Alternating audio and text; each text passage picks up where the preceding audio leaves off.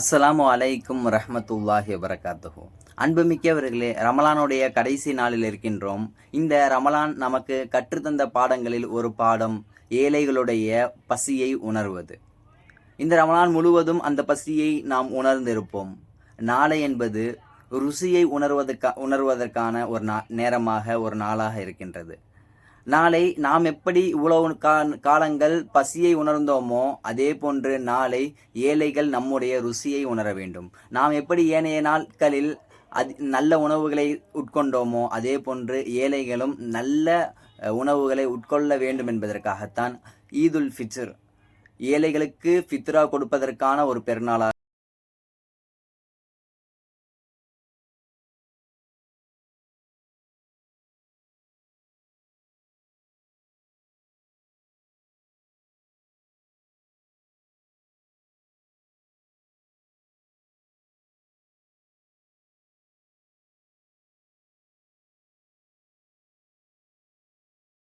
இவ்வாறு நாம் கொடுக்கும்போது, நாம் இந்த ரமலானில் செய்த சிறிய பாவங்கள் ரமலானில் ஏதேனும் குறைபாடு இருந்தால் அந்த குறைபாடை அல்லாஹு தஆலா முழுமைப்படுத்தி தருவான். நம்முடைய ரமலானில் நாம் பொய் பேசியிருக்கலாம், தீய செயல்களில் ஈடுபட்டிருக்கலாம். இதையெல்லாம் அல்லாஹு தஆலா முழுமைப்படுத்தி அந்த பாவத்தை எல்லாம் போக்கி நமக்கு இந்த ரமலானை முழுமையான ரமலானாக தருவதற்கு வாய்ப்பு இருக்கின்றது. ஆக அன்புமிக்கவர்களே, இந்த ஈதுல் ஃபித்ராவுடைய சதக்கத்துல் ஃபித்ராவை ஏழைகளுக்கு ரமலானுடைய அந்த தொழுகைக்கு முன்னால் நாம் அனைவரும் கொடுத்து நாமும் மகிழ்ச்சி அடைந்து ஏழைகளும் மகிழ்ச்சி அடையக்கூடிய பாக்கியத்தை வல்ல இறைவன் நம் அனைவருக்கும் தந்தருள் புரிவானாக.